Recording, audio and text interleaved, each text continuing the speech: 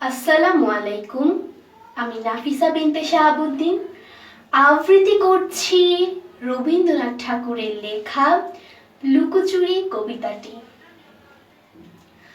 আমি যদি দুষ্টুমি করে চাপার গাছে চাপা হয়ে ফুটি, ভোরের বেলা মাগো ডালের পরে কচি পাতায় করি লুটোপুটি, তবে তুমি আমার কাছে হারো, তখন কি মা চিনতে আমায় পারো? তুমি ডাকো, খোকা কোথায় ওরে? আমি শুধু হাসি চুপটি করে। যখন তুমি থাকবে যে কাজ নিয়ে, সবে আমি দেখব নয়ন মেলে।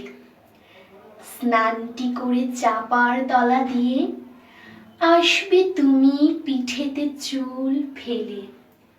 এখান দিয়ে পুজোর ঘরে যাবে, দূরের থেকে ফুলের গন্ধ পাবে।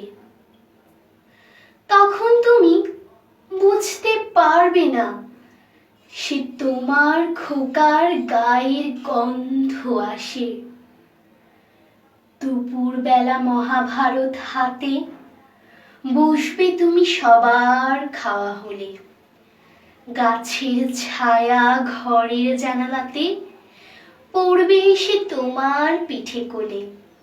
আমি আমার ছোট্ট ছায়াখানি দোলাবো তোর বইয়ের পরে আনি। তখন তুমি বুঝতে পারবে না সে তোমার চোখে খোকার ছায়া ভাসে।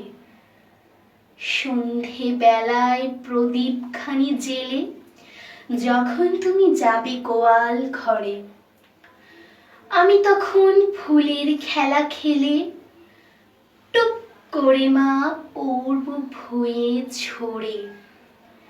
আবার আমি তোমার খোকা হব, গল্প বলো তোমায় গিয়ে কব। তুমি বলবে দুষ্টু ছিলি কোথা? আমি বলবো না সে কথা। ধন্যবাদ।